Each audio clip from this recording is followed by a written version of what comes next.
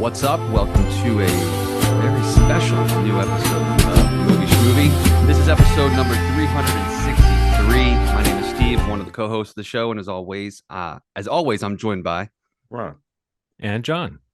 Hey guys, how's it going? I feel like I kind of downplayed it when I said "and John," like as though I'm not super excited to do this episode. This is our first time in a while to do one of these best of the year shows.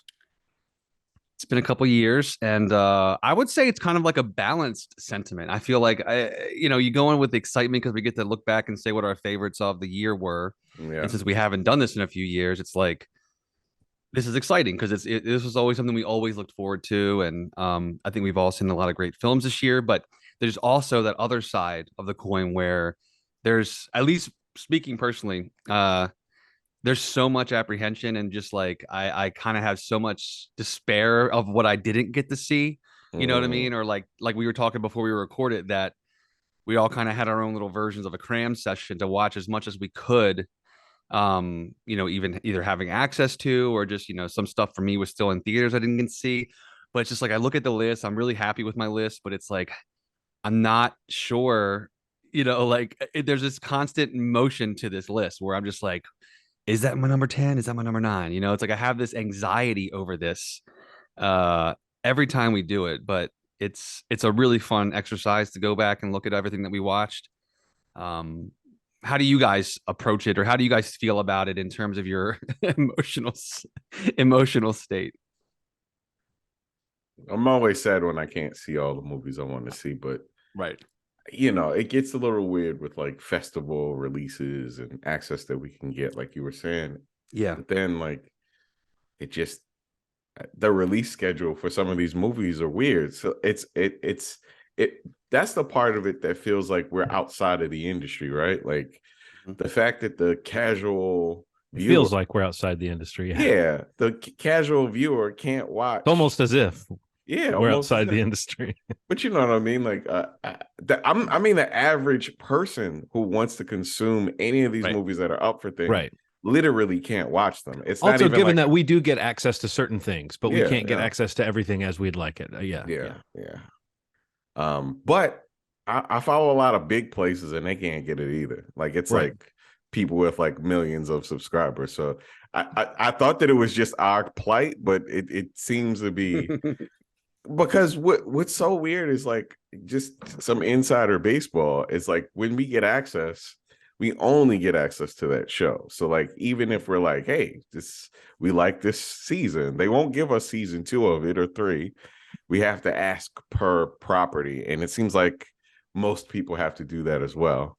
You know who's the most generous, though? I guess, is this inside baseball to say that Apple is like the most generous when it comes to like, they're the only place that once you're signed up, it's like if somebody uploads something to their TikTok that works for Apple TV Plus, we get to see it. No, it's cool. But yes, outside of that, all the other services are very stingy with, especially with the sort of high ticket items that we might be interested in covering like week to week or close to that. So for sure. Yeah. No, so yeah, I guess there were a couple of things that fell off my ability to see them just in the last couple of days, but I started to realize I'd made choices, and that I had a pretty good list 3 weeks ago before I started cramming.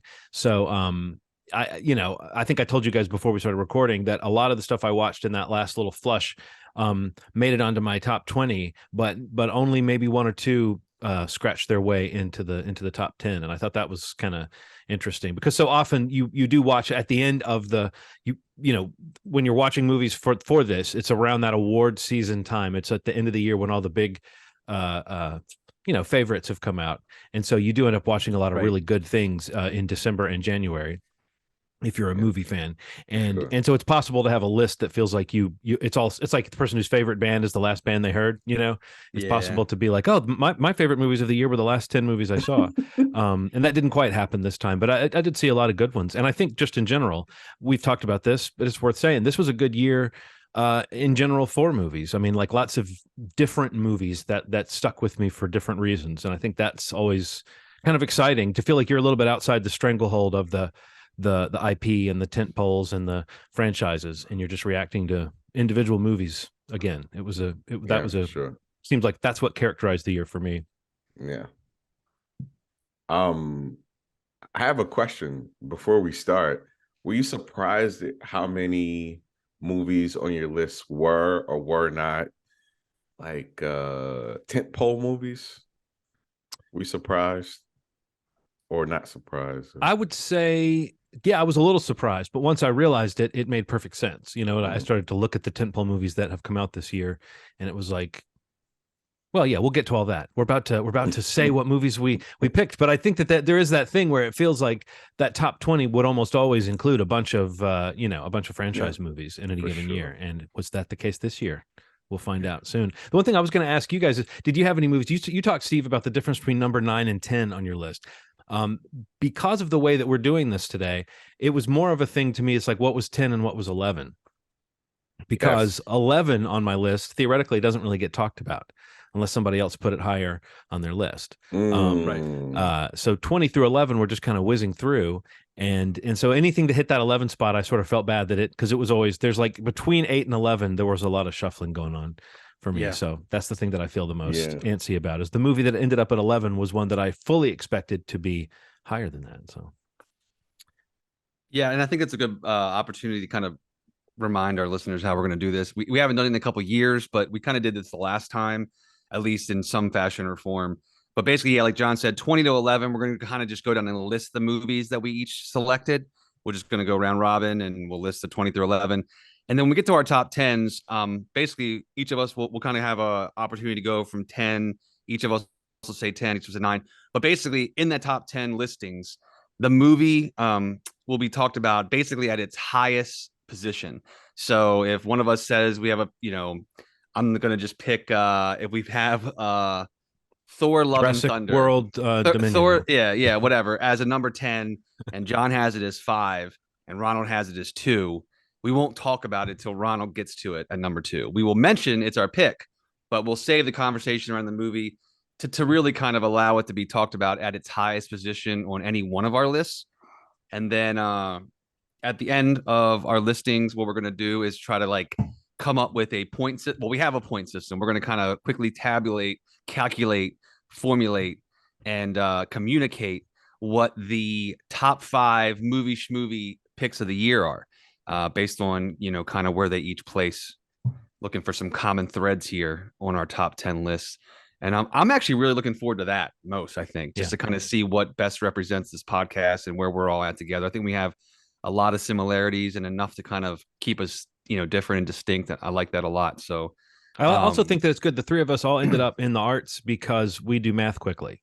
That's true too. Yeah. So it's going to be fun to see how well we do.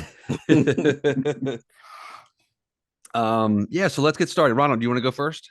Yeah. 11 or 20. 20. Oh, and then go back. 20 is Black Panther, Wakanda Forever. 19, Emergency. 18, Pearl. 17, To Leslie. What am I at? 16, Megan.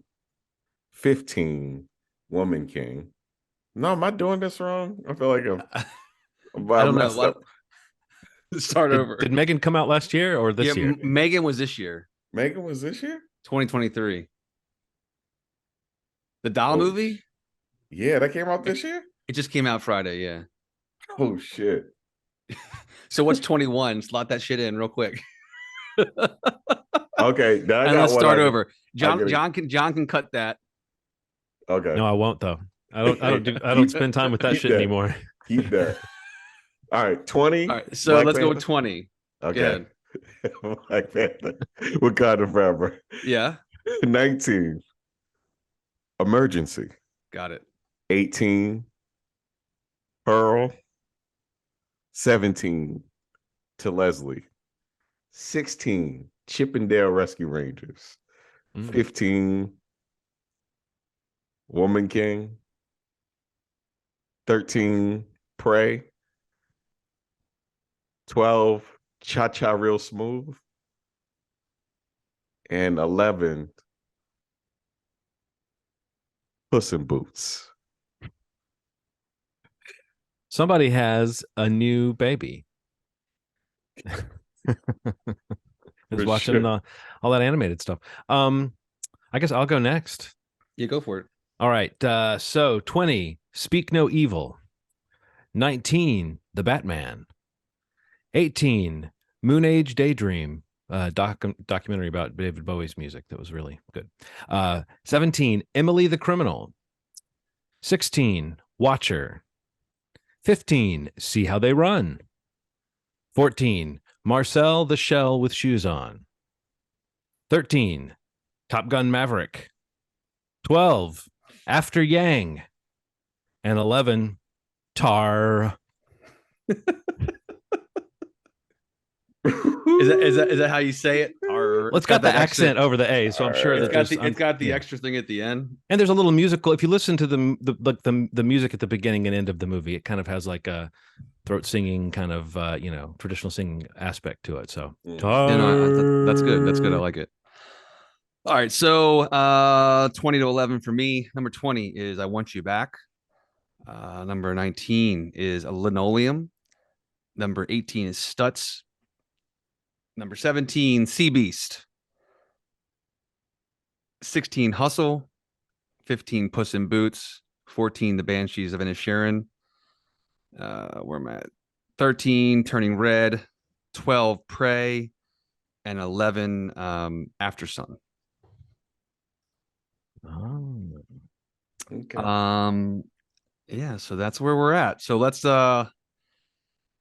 and I guess we can find a way. I don't know. Maybe we could do this in the show notes or when we get the YouTube post going. But maybe we can find a way to kind of direct people to where, at least specifically the top tens for sure.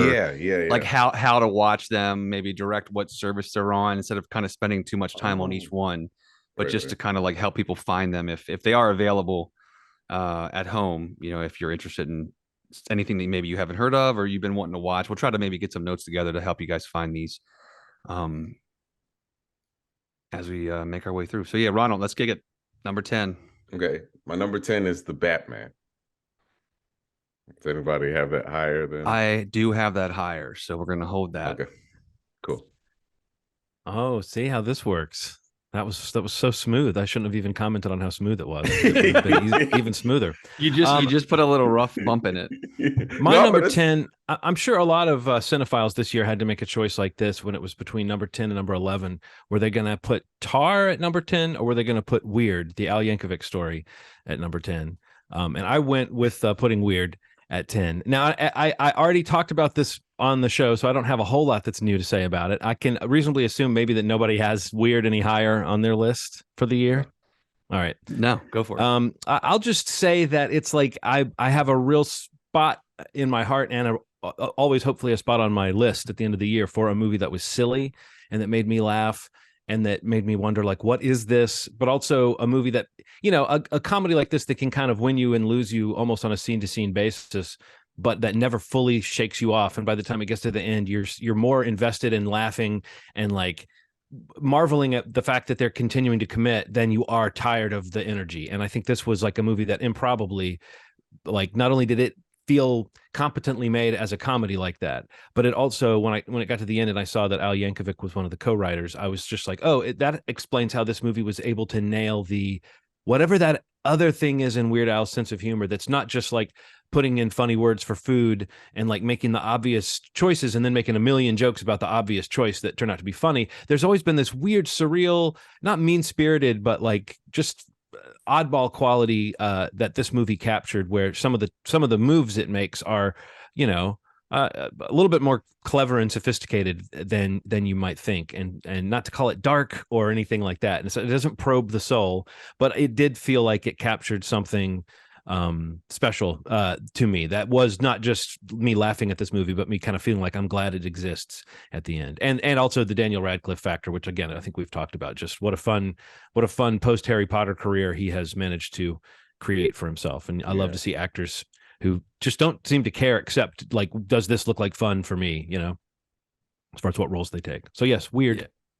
Everything I've heard him talking about, with that movie, like what you just said about like his choice of movies, post Harry Potter, like he was on a few podcasts that I listened to promoting Weird, and that was like the through line of everything he talked about was just like people were commenting on that and complimenting him on that, and it was just constantly just saying like that's literally what he does is like what can I have fun with, what's something different, what's something that excites me, and maybe isn't like looking to check a box somewhere, which I couldn't appreciate and respect more because yeah, he's had quite an awesome post Harry Potter career.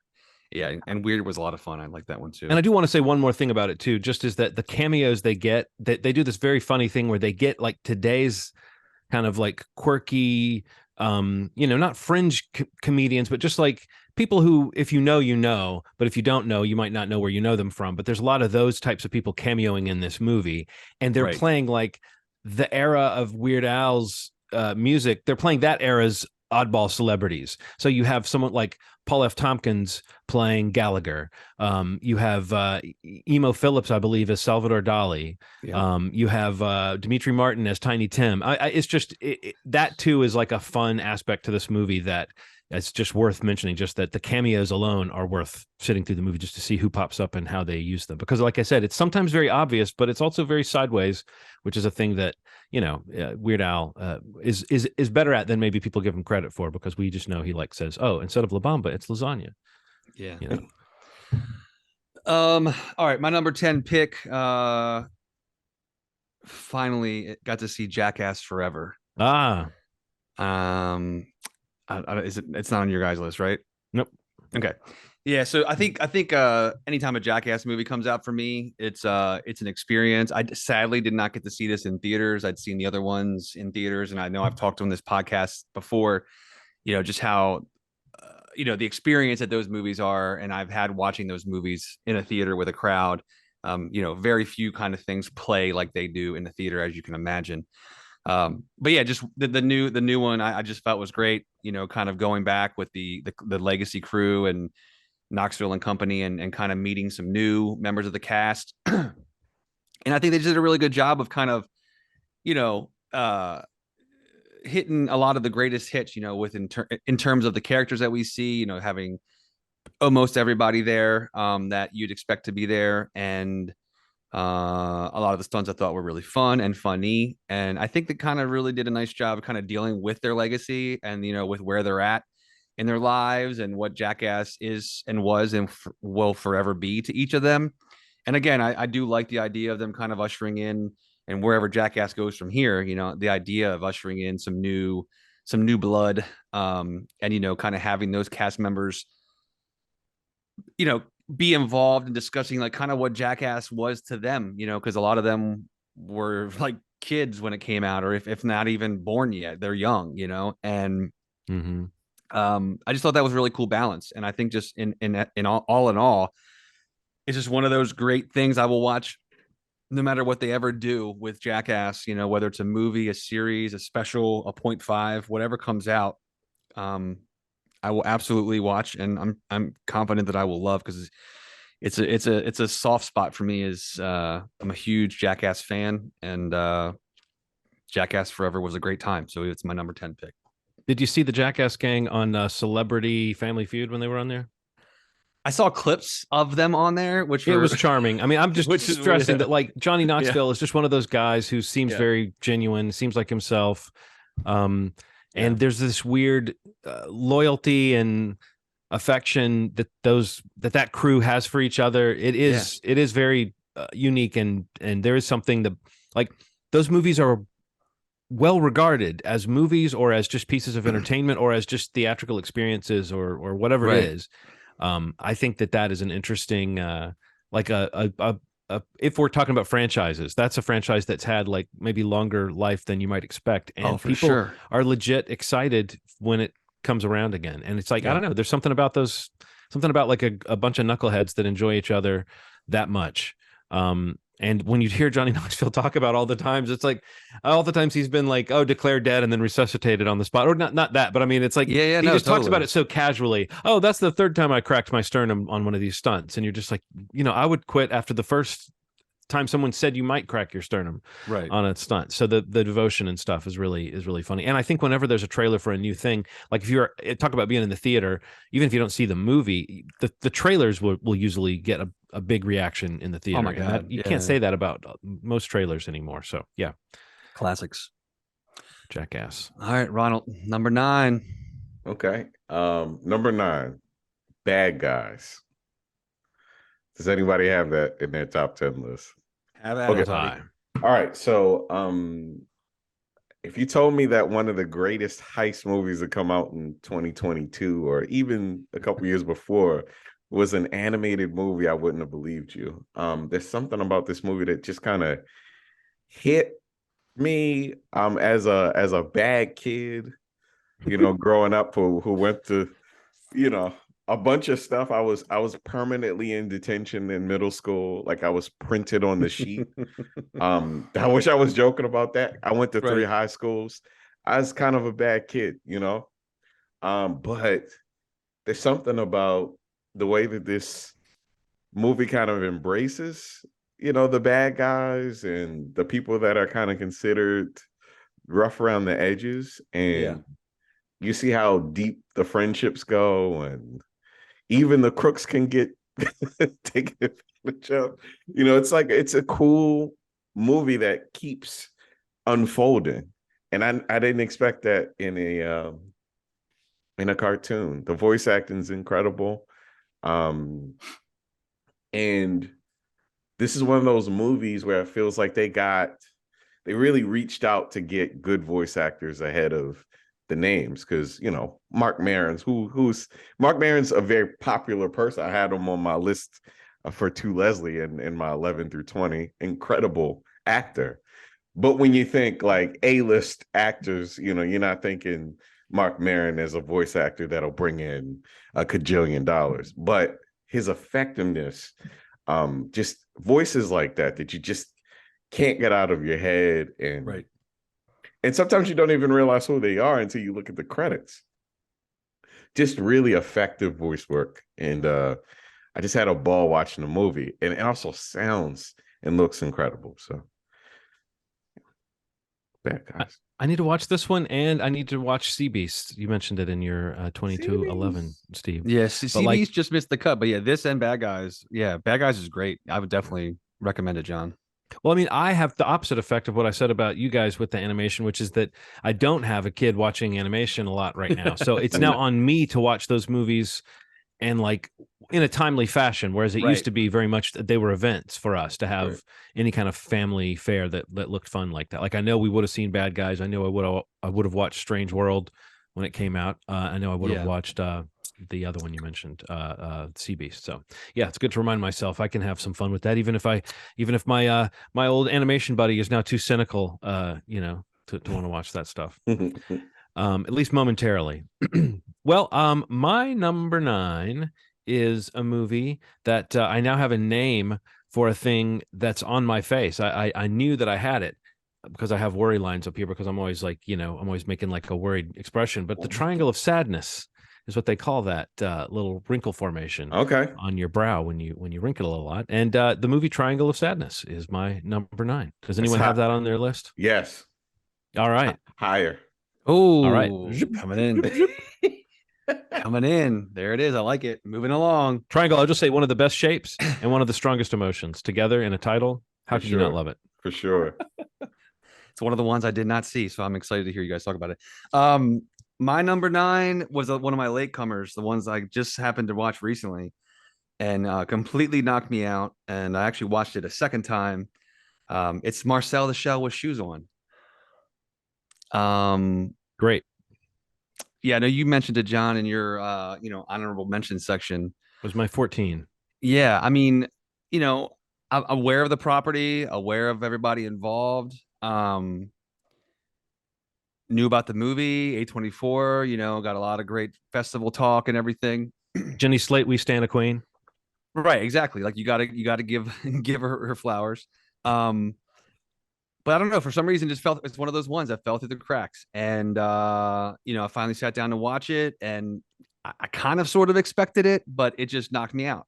Oh, I wow. think I think that the way they handle that movie, the framing device for the movie, referencing the shorts and the YouTube of it all, and the story of Marcel trying to find the remainder of his family. The community is what he The keeps community, calling it. yeah. The community. What is it, like 2 or more or 3 or more? What that he I says in the opening think thing? I feel like I forget what the number is, but there is a number, Yeah, but beneath yeah. which you're not a community. Yeah.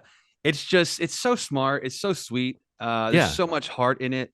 And honestly, her voice performance in it is just phenomenal.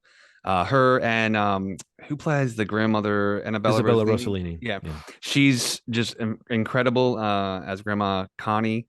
Um, but yeah, honestly, I watched it and like that night I watched it again with Sydney, and she was so entranced by it and was like, the stop motion animation is just like really impressive. Um, and yeah, again, it's just one of those really creative. How do you stretch this out to a feature, and not make it seem like not inappropriate, but unnecessary, whatever the right term may be. I just felt like it's a great one to put in the bucket of like this is how you do it. Yep. There's really just one character and one off screen the whole movie pretty much, and it's so engaging. And again, just like my heart was just the whole movie, like all of the introspective conversations that Marcel provides, and like just the time that he's had to think about things, and the way that life is approached. It's like it's also just a reminder of like how to live my life. And I mean, not to see it sound sappy, but like some of the stuff that Grandma Connie talks about, like encouraging Marcel to do the interviews and things like that. Mm-hmm. I just was like, fuck, man, I needed that reminder, maybe. You know what I mean? Like things like that just kind of hit you when you least expect it. And it's like about, a movie with a shell with shoes on. Since I had it a little earlier on my list, I'll pontificate for a second here. This movie, I mean, I was, Jenny Slate, no kidding. I think we all do sort of love her Yeah, and we'd love when she absolutely. pops up in things. And this is like her aesthetic somehow, or her worldview. She's got a very like sweet without being saccharine, and like thoughtful That's without true. being like, she can sort of do the same things that Marcel does. Like if you hear her in an interview or something like that, she'll kind of do the same sort of thing. She'll go off on a little philosophical thought and then kind of poke fun at herself and get back to something. But Yeah. like she just seems like that's like the improvised. I don't know how improvised it was, but I was thinking like the scenes where they're driving around in a car and Marcel's just like, obviously they're adding in the animation of Marcel later, but I feel Yeah. like it was Jenny Slate sitting in the back seat of a car and a guy driving around filming it who's talking to her, because some of the reactions were so genuine, and like little chuckles you would hear that he would have. Like the relationship between Marcel and Dean is as such that the actor playing Dean doesn't really have to do much but just honestly react to whatever Yeah. Jenny Slate is doing as Marcel. He can Yeah. kind of chuckle and be like, "Oh, that's interesting. What do you mean by that?" But there's just this general kind of drawing out of a character, and it never goes exactly where you think it's going to go. And that's kind of what I think when you were talking about the particular vibe of this, Steve. There is some Yeah. particular style to it that is so hard to define, and it's like it is all that stuff at once. It's sweet and thoughtful. And the moment that really got me was when she kind of reveals this drawing she's done of all the people that used to be in her community. And it's Jenny Slate, but the character's a he. Yeah. Yeah. Marcel, he tells us about everybody in the community, and like gives like one sentence about everybody, and they're not always like really flattering sentences, but it's like little memories about that person, or that shell, or that spool of thread with a couple of needles sticking out of it, or a push pin sticking out of it, or whatever that was. Right. But like that, it just was so sweet because it was this kind of thing of like, I remember you all, and you are all special to me because you're part of my world, Yeah. And that really, I mean, that's the moment where I found myself being like, oh my God, I can't believe this has hit me emotionally so hard. Yeah. And that was about a half hour into this 90-minute movie, so it still had some places to go. But that was the moment when I realized, oh, this has a weird effect on me. And I think most people would have it if they let themselves kind of sink into that gentle pacing.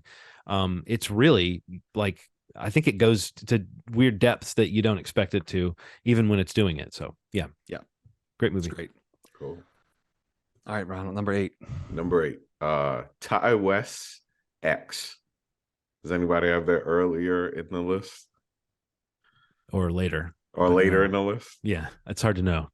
Higher. But Let's say higher. okay, yes, Higher? higher. No. Lord. No, I do Yeah. not have it higher. Ty West is again, we're a fan of his movies. There's something about what X did to me when I saw it that just kind of rocked my world. And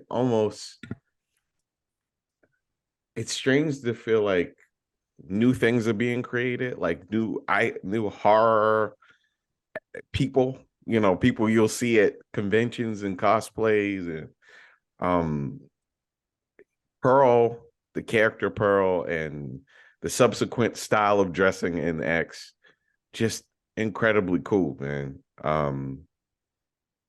I I feel like I watched something that I hadn't before. It's this cool homage layered on just good storytelling that just felt like his life's work. It's weird because it was jammed the way that he describes it is that like just lockdown happened and then he needed something to do. He felt like he was going crazy, and him and Mia came up with this incredible story.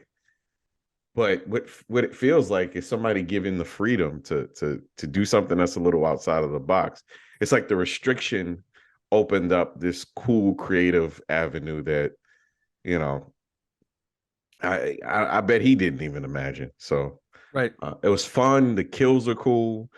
I can rewatch it a couple times. I have rewatched it a couple times. It's a cool crowd pleaser because it touches on some like touchy things with porn and stuff like that, but it also is kind of welcoming to it, the sleaziness of it, but also like it humanizes these people.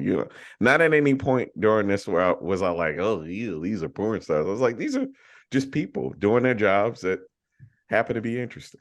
Well, I mean, Ty West likes to hang out with his characters, right? I mean, the slow burn aspect. That's so often slow burns. You think of it as nothing's happening, but I know that people, opinions vary on some of his movies. We've kind of been hot and cold on it, but I feel like we've always come back around to those. There's this possibility with him of something being great. House of the Devil, I think, is great.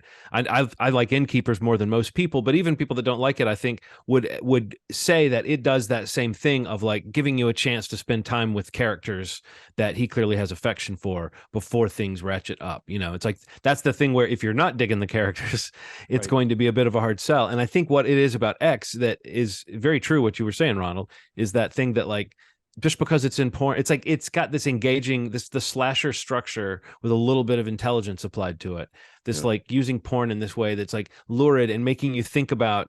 It just makes you think about the propriety of what these characters are involved in and what they're doing, and if they're going about their lives the right way, and how they all seem kind of liberated, but they're also like doing something that's going to get them judged, and kind of put them aside from society. I don't know. There's an interesting thing going on with that. And yeah, Ty West is clearly the fact that he has like a new franchise going within his career, or a trilogy or whatever he's doing here. So I enjoyed that one too.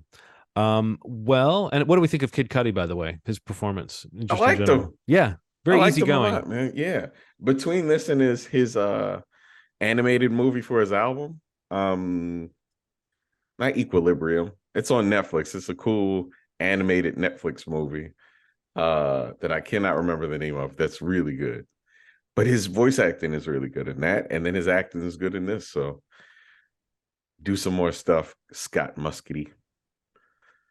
The movie that I have at number 8, you might say, wait, is this a walkering? There's more than one movie here. This can't be right. There's more than one movie here. But no, this is just a movie that feels like it's one or two or maybe three different movies kind of mashed together.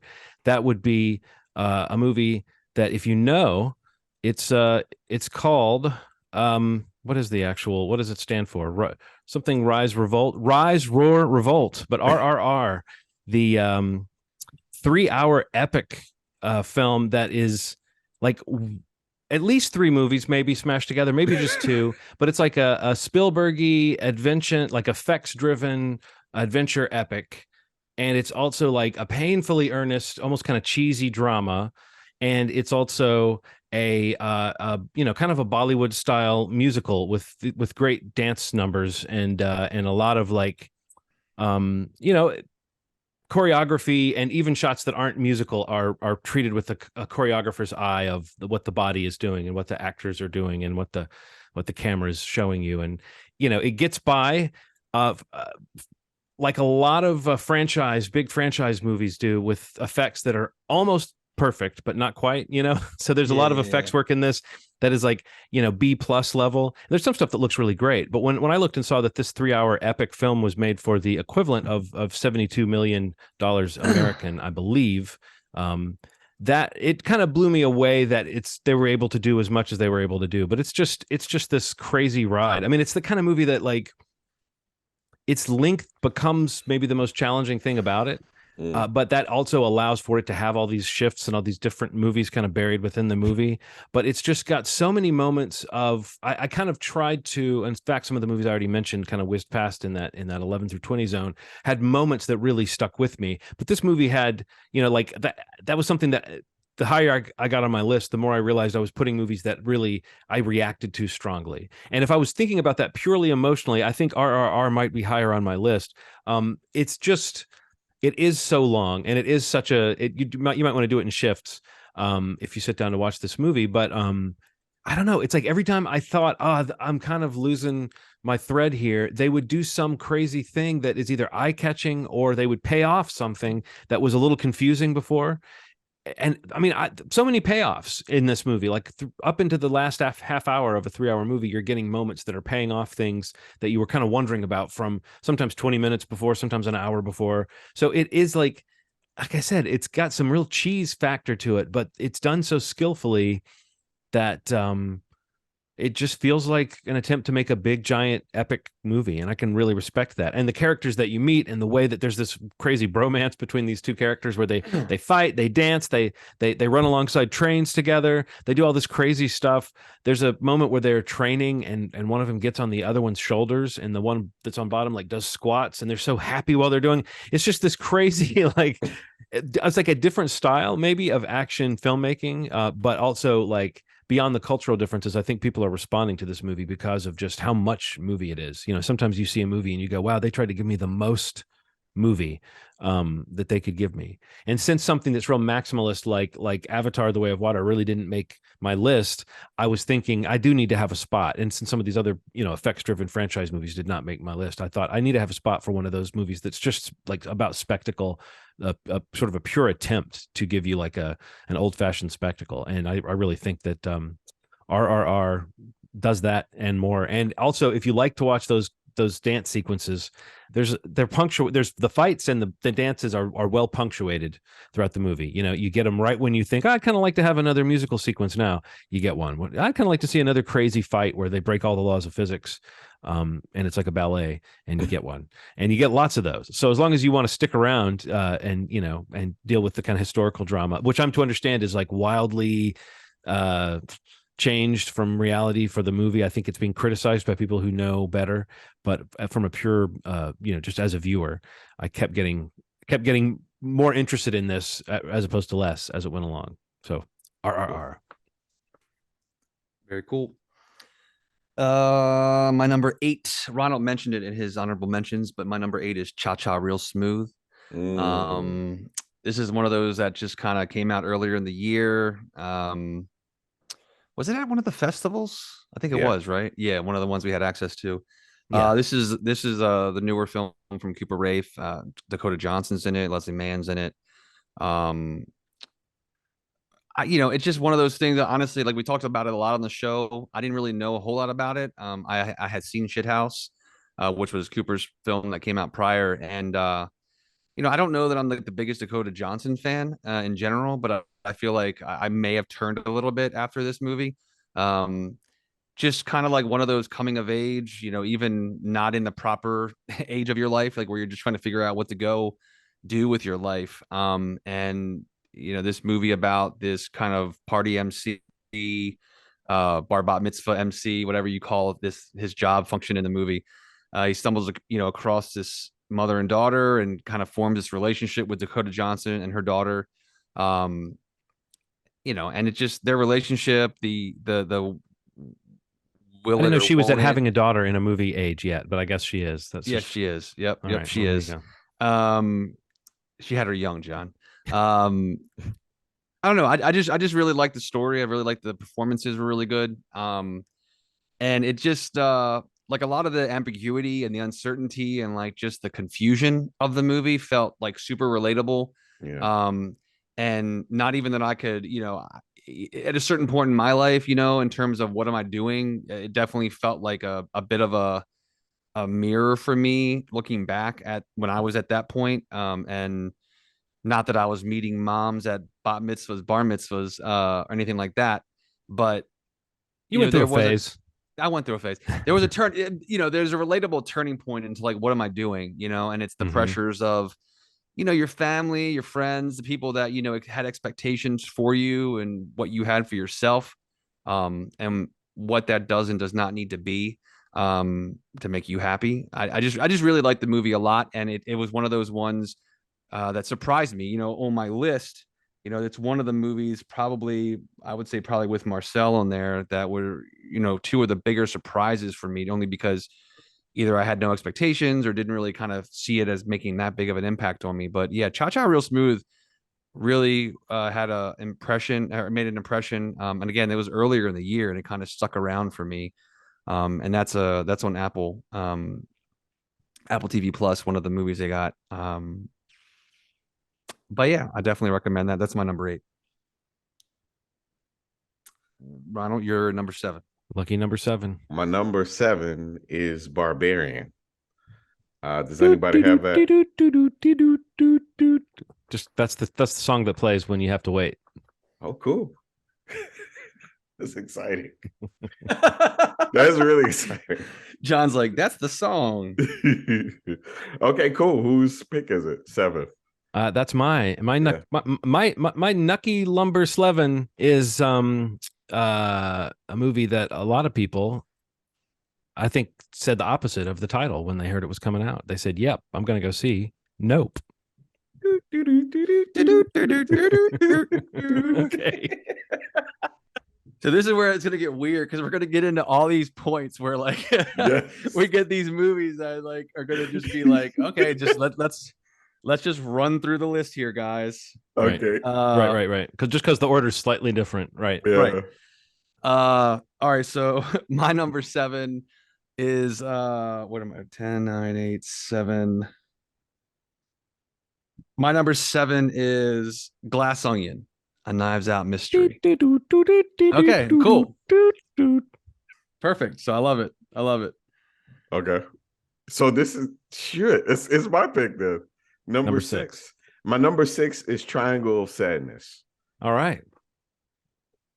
Steve, so talk to me about that one. Do you have that one on your list, Steve? I do not. I did not see that. Oh, that's right. You said you didn't see it. So, all right. So if Menu was kind of muddy about its message when it comes to class and representation, and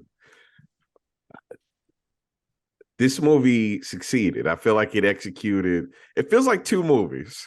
Yes. But what it really succeeds in is kind of shedding a light on privilege and class and beauty, and also like how your status really depends on where you are physically on Earth, and when the business world and the high class, high stakes world can give you the impression that you can make it anywhere. And there's a small character in this movie that kind of shows everybody that, when it comes to primal, when it comes to, the things that you need in this world, like really need, like foods, water, fire, there's some people that would rise to the occasion. And they are alphas in this space. And it's just a cool commentary on that stuff. And I feel like, we were talking about how parts of the menu felt like they got a little weird. I feel like this kind of made it like, this tied it up in a way that I was like, oh man, this tackled it in a way that I think did it a little better. And it had its like symbolic like flights of fancy too, like, but it did it better. Like, for instance, I was talking to a friend about this, because I had Triangle of Sadness at number 9, so I'm glad to finally get to say this. But like, about how basically the whole idea of the menu is kind of contained in that one scene of Triangle of Sadness where they're having dinner and everybody's eating the fancy dinner that looks like disgusting food that's being served on the cruise ship, but Woody Harrelson, the captain, is eating a burger. Like they made him a burger. Yeah, right. And it's like in that one scene, they kind of contain, and it's like that tells you a little something about. I mean, and you know, the movies aren't fighting each other, but if you're looking at the menu as like a class satire, you realize that what it has to say is this very kind of narrow thing about like foodies and the sort of culture vultures that hang on to something like the food, the, you know, like hot cuisine or whatever. Like there's all this stuff going into the menu that's just summarized in this because they have a much bigger picture of true survival being depicted. Sure. And I really think that I think the way it modulates, it's that kind of thing, Steve, where it starts off and you feel like it's going to be one kind of movie that's like set in the sort of world of models and influencers, and it's uncomfortable and cringy and powerful enough when it's just that scene at dinner where the dude says to his girlfriend, like, oh, I thought you said you were going to pay for tonight or whatever, however that goes. But it gets so twisted between the two of them after that. And it's so uncomfortable. He can't back his way out. He can't. And then he can't say the right thing. And then we see a side of him come out where you're like, oh, wait a minute. Maybe this guy's not this sweetheart that we maybe thought he was, or this kind of simpleton that we thought he was. But then the movie throws you into this other world with all these other characters, and they're just a couple of people that are part of this other storyline. But I could have hung out in the world of models and influencers and their miserable existences and how they have money, but they don't have money, you know, like they're being forced to live off of credit cards at these fancy restaurants and in these places where, and they're going gig to gig, but they're not necessarily advancing themselves at all. And they're getting used up. That could have been enough of a satire. Sure. But the beautiful people are just a couple of the sort of elites that you get to see on this cruise ship when things, you know, that occur. And yes, I will just say the character you're referring to, Ronald, the particular character that emerges in the final act is honestly, if I was judging movies based on like, oh, this movie is on my list because it has something that sticks with me, that character's role and how they play it, and what a gangster they are is like something that was incredible to me to witness on film, and something that really like ties the class critique, the satire of you know, the elites versus the haves versus the have-nots. That becomes incredibly like brutally pointed when you see that final third or whatever. So great movie, genuinely unsettling but funny.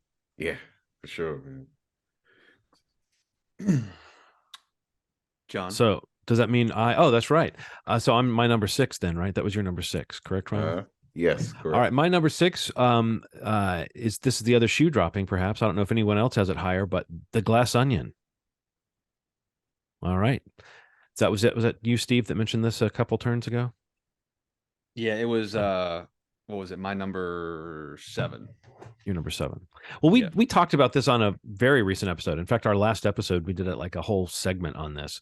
So I don't know that we really need to say too much more, but I will just say that in a year where you get the menu and you get Triangle of Sadness and you get Glass Onion, it's like we are definitely dealing with our feelings about rich people, and the creative class who you might consider to be like rich people. Rian Johnson is a rich guy.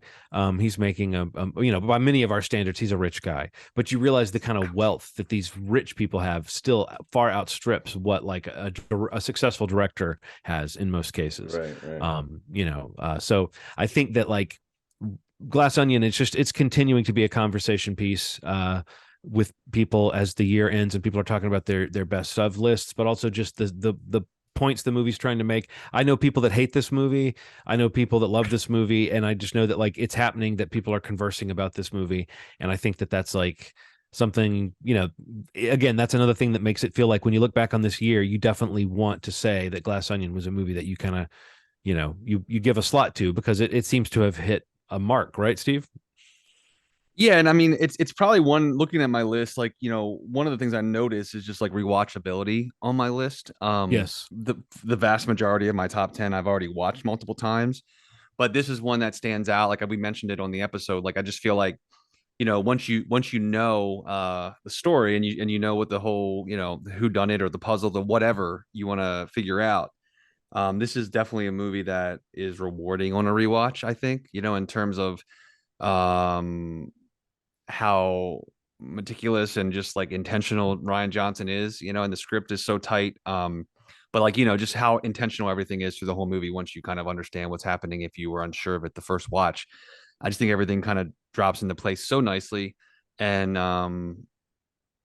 yeah, it's just so entertaining, you know, and we said it before, but it's just like one of these new franchises or newer franchises that really does feel like something that I don't have any interest in ever seeing end. I really just feel like if he's involved and Daniel Craig is involved, you know, I just think that, you know, this has a possibility for, you know, James Bond being Daniel Craig's like, you know, iconic role. I think, you know, honestly, Benoit Blanc and wherever Knives Out goes as a IP, it could possibly exceed that in some way, you know, in terms of, you know, likability, what he gets to do with the character, and just the amount of people that watch these movies. Um, Glass Onion was a blast. It's funny. I love the puzzle box nature of it, kind of mixing it up a little bit, and all the performances are just great in it. So, and he has the ability to do that in all of his movies. I think he brings the best out of his actors and actresses, and yeah, Glass Onion. Yeah, it's great. My number 7. And if you want to hear us say slightly different things about it, just listen to the previous episode in the feed. Yeah, where we spent a whole segment talking about it. This will probably be, you know, my number 6 is, I'm guessing it's probably going to be something that I'm skipping again because I don't know where it falls elsewhere. But my number 6 is Barbarian. Yeah. Okay. Okay. Got it. Okay. Shoot. So Ronald, you're number 5. My number 5 is Tar. Okay. Tar. Commentary on the rich, commentary on privilege, and what how a lot of it can be created. I'll say that. It feels like a biopic. There's a segment, there's two things that feel like masterful. I mean, like that I can think of, like some of the best directing I've ever seen in my life. One is the actual interview that's kind of like inside the actor studio. Mm-hmm. One take, nonstop dialogue. It's like a whole interview, and it's just nonstop quips. It is insanely filmed, insanely done. I don't know if I've ever seen anything like it, man. And then there's the scene that everybody that's gonna have think pieces for the rest of our lives is a classroom scene where there's a piece of there's a musician that a student has a problem with for various reasons, and Cate Blanchett's character tears him a new asshole. No, oddly, that character. No, that was Ronald. You're not spoiling anything. This character we know didn't have an asshole before this. He didn't have an asshole. He got his first asshole torn, and then he got one created. It's just crazy to watch. So in a way, she helped him, but it still wasn't nice. She helped him because it previously was coming out of his mouth, and then she's just like, "Let me do something for you. Let me create an asshole for an asshole." Yep. But yeah, it's just such a powerful scene that is both very right and very wrong simultaneously. And it's funny, man. Like it has this. A lot of people are saying that this is like destroying woke culture, but two things are happening at the same time. And if you're smart enough to realize what's happening, then you'd say that both sides don't come out of it too well. At least I think more even than that. I think it's supporting, if you want to say it's about woke culture, which I think is, or cancel culture. I think it's much more about the monster at the core of something like this. Like if you wonder about the Weinstein or you wonder about the people that are at that level, not that she's that bad, but there is this whole thing with her of like, what has this character done? And you find out through context clues about what's really going on. And you gradually get a picture that's pretty firm in your head. But like the idea that she's like a monster whose reputation insulates her from consequences until it doesn't, to me is much more about her and like her reaction to the changing mores and like the way that people talk about things now. To me, it feels like it's cluing us into the fact that this character is headed for a fall because, or at least a possible fall, because the movie stages things in such an interesting way that you don't really see the scenes you think you're going to see, and you don't really end at the moment you think you're going to end. And I think this is like a really well paced movie, a really well shot and edited movie. And people are talking about Cate Blanchett once again being great, but I think beyond that, it gets at that issue in a way that to me takes it away from that issue of like, who do you believe? Because it's so clear to me who we should believe, or at least it's clear to me that something wrong was done. And the specifics of that don't matter as much as watching this person who thinks they can't be touched, be touched by something they've done. So I don't see how people get out of it that this movie somehow is an attack on cancel culture or woke culture. I mean, it's like what you're witnessing is a terrible person attack woke culture and cancel culture, but it's not like the movie. It's that, this might be a broader topic, but I feel like audiences nowadays, there seems to be a scary amount of people who think that if you depict something in a movie, you're like endorsing it.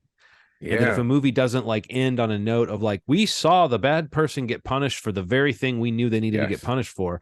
Like sometimes movies end with a Pyrrhic victory, or they end with an outright reversal of what you want to see happen. And it leaves you thinking about that, but that's not because the filmmaker wants that to happen. It's not an endorsement just to show it. And I think this movie gets at that discussion of like, I don't think we're really supposed to admire Lydia Tarr. I think we're supposed to see her as smart and wonder about like what's the loss maybe of her career being ruined. But I don't think the movie makes a real strong argument that people like this should be immune to consequences at all. So anyway. Mark Strong's also really good in that, by the way, in a non-showy role, but he was really good. He's great. All right, John. Okay, so that means my number 5, right? Yep. Barbarian. Isn't that the old Beach Boys song? That's it. Yep. Barbarian. Barbarian. I think that was someone's previous pick. Was that you, Ronald, or Steve that had Barbarian? Both of us. Yeah. Oh, both. Yeah. Okay, you have it at 5. I had it at 6, and Ronald had it at 7. Yep. Okay. So I guess we all liked Barbarian, and I think again it's a movie that I'm going to want to remember for this year. And it also is doing a similar thing. I mean, like going from a discussion of Tar to a discussion of Barbarian, it also has like a canceled person at the center of this story, or close to the center of it, and witnessing like, again, behind the scenes of a person who's had that happen to them. It doesn't mean the movie's trying to make you sympathize with this person. In fact, Barbarian, it seems to be an exercise in like how unsympathetic can a person be, and yet they are still the person that you are following through like a nightmare. In a horror movie, you always gain compassion for the person you see going through the nightmare. Well, this character like defies your ability to develop compassion for them. And then the co-lead of the story is almost in the other direction, an almost absurdly moral person who's trying to do the right thing, far beyond my ability to do that. So I just think I think this movie will live in my mind for a long time. What was it that made it land on your lists? Go ahead, Ronald. The less you know, the better. It was a hard, when somebody told me to see it, they just said like, don't look at any trailers. I mean, if you do look at the teaser, but like don't look into it, just watch it with a fresh sort of perspective. I was blown away, man. Whatever this thing is on, just when you think it has you, it takes some trips that you don't think that a horror film would take. It's very aware of the scope of it. It gets bigger than smaller, than bigger than smaller. The character turns are really cool. Some of the characters in this movie will maybe make you vomit. And I think there's something so cool about that. Something about going into a movie one way and then leaving out being like, what the fuck did I just watch? Right. Ronald, if someone said to me, this movie's going to make you throw up, I wouldn't believe them. But if someone came to me and looked me in the eye the way you just said, this movie, it would maybe make you vomit. I would actually consider, could I have that reaction? I do think like there's the notion of things in this movie that are extreme. And But don't you think it's amazing that what's still the most notable thing about the movie is like the way that it's structured? Like, is with all the stuff Yeah. that happens on Yes. screen, what Yes. really makes it special is the way that the story is told. And I just think that, like, I think there's a sketch comedian who wrote and directed it, or at least that's in their past. And I think you can see that kind of sketch comedian's approach to a scenario of like, let's take a scenario and spin it out and spin it out and spin it out, and then like, what can we do that's like dropping the floor out from under the viewer, Right. like, and you know, that's a comedian's urge, but it's also as we've discussed in the past, it's a good urge for horror films too. Yeah, for sure. Steve, did you have any new Yeah, thoughts about no, just Barbarian? a lot of what you guys said. I mean, we talked about it on a prior episode, a lot. But yeah, I just feel like the pacing of it, the story structure is really what kind of like makes it feel unique. I think also just the idea of, um, some of the editing, some of the way that the film is shot, like basically just the filmmaking in general around it. From Zach Kreger is the director and writer or co-writer. He did that. He was a part of that the Whitest Kids You Know. Um that's the sketch group John mentioned. But Yes. yeah, I don't know. I just feel like it kind of felt so fresh and new and kind of unpredictable. And I think that's kind of a rare thing now. And especially in the horror genre, it's always exciting to kind of feel and experience a movie like this. Like Ronald said, the less you know the better. Or just like when a movie like this comes out and you're like going cold, like when you hear that you're like, oh, there's something in store here, possibly something that maybe I don't see coming, and that might be kind of exciting to experience again. And yeah, this movie kind of checks all that, and I think the performances are really great. Justin Long, we've talked about before, I just think is like an MVP of most things that he's in. And his performance in this is great. But yeah, it's definitely one that stuck around for a year of great horror movies. And there's been a few mentioned already on the podcast for this top list of the year. It's just, this is one for sure that felt wholly unique and original and different, and um is one of the ones that's going to stand out for me. I think in time this movie too will find an even bigger audience, and the word of mouth, and the, hey, did you check out Barbarian yet? Like, it's kind of like, oh, I gotta check that out. I think it's only going to help the movie's legacy from here forward. But yeah, Barbarian is great, and to be right there in the middle of all of our lists is a great thing. I'm glad the movie got that kind of acknowledgement. Cool. So I guess I'm number 4. I think I got to do my 5 still. You did? Right. Oh, okay, gotcha. Yeah. John did 5. Oh. My 5. I don't know if you guys have any of this or not on yours, but my 5 was The Fablemans. Okay. Okay. Okay. Well, All right. So that was my 5. I'll wait. Okay. My number 4 is Nope. Okay, cool. Cool. All right. My number 4 is The Fablemans. Yay, that was quick. I like it. So, Steve, Ronald and I talked about this one a little bit when we had seen it, and you had not. So now that you've seen it, and I see that you must have liked it at least a little, talk to me about The Fablemans. I know you're a Spielberg guy.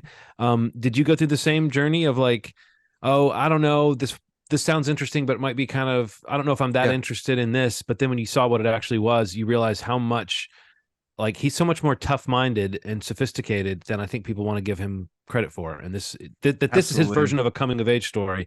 It's full of so much pain and so much honesty about some kind of bleak stuff. But also, yeah, how about that ending? I don't know. Talk to me about it. Yeah, I just feel like what you guys kind of told me about it when you checked it out. And yeah, I mean, I was kind of always in the bag for a Spielberg movie about basically Spielberg coming into filmmaking, and that backstory, and this being able to see the stuff about his family. And you'd always heard stories about his family and his parents, specifically his mom and dad, in his like legacy. So kind of seeing that put on the screen finally, like he's talked a lot about, and I mentioned it a lot on the show, but like I listened to tons of podcasts and tons of awards interviews, and being able to hear Steven Spielberg talk about himself a lot has been like such a rewarding thing as like a massive Spielberg fan. Because he's like the biggest name in show business. I mean, arguably, right? And I mean, like, he's a pretty, he knows who he is, but he's a pretty like kind of humble person, I think, in general. If you listen to him talk about his projects, he always talks about other people and doesn't focus on himself a lot. but I mean, I like the idea of him really kind of talking a lot about his past and his upbringing and his family and his heritage and all that stuff.